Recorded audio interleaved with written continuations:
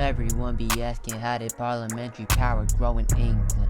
Well, I'ma tell you, just listen. It started off in 1215. King John, he was being mean, abusing all his power, and the people, yeah, they got angry. So then the House of Barons, yeah, they was thinking smarter. They drafted up a bill, it was called the Magna Carta. The Magna Carta set limits on the king's power, and it influenced the future of constitutional government. Fast forward 200 years, 1455, the House of Lancaster and the House of York, yeah, they in a fight. Lancaster and York, yeah, they foes.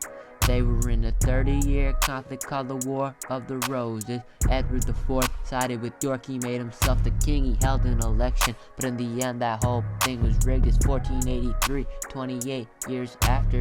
Richard III was in the House of Lancaster. He didn't want to deal with Edward any further, so what did he do? He chose murder. Richard killed Edward in his own home.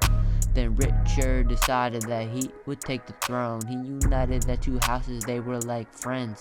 At that point, the War of the Roses reached its end. The House of Lancaster represented Parliament, and the House of York represented followers of the king. The story we just covered perfectly demonstrates how parliamentary power advanced through the ages. Telling parliamentary power still ain't done. We finally reached the part that I think's the most fun. Yeah, we about to talk about the Bill of Rights of 1689, but first I gotta tell you what was going on. At the time, England was ruled by King James II, and he was straight out the Netherlands. James was Roman Catholic, that angered the Protestants. He enforced unfair taxes, people wanted to declare war on him. So who was gonna deal with James and his shenanigans? The English legislative branch. Yeah, Parliament. The people started a peaceful movement called the Glorious Revolution. They finally found a solution. The king, yeah, they overthrew him. Parliament got to talking, influenced by John Locke and his idea that government needs to protect the people's rights. They drafted the Bill of Rights. William III and Mary II, they signed. New co-rulers of England, they combined. There are many things that the Bill of Rights contained.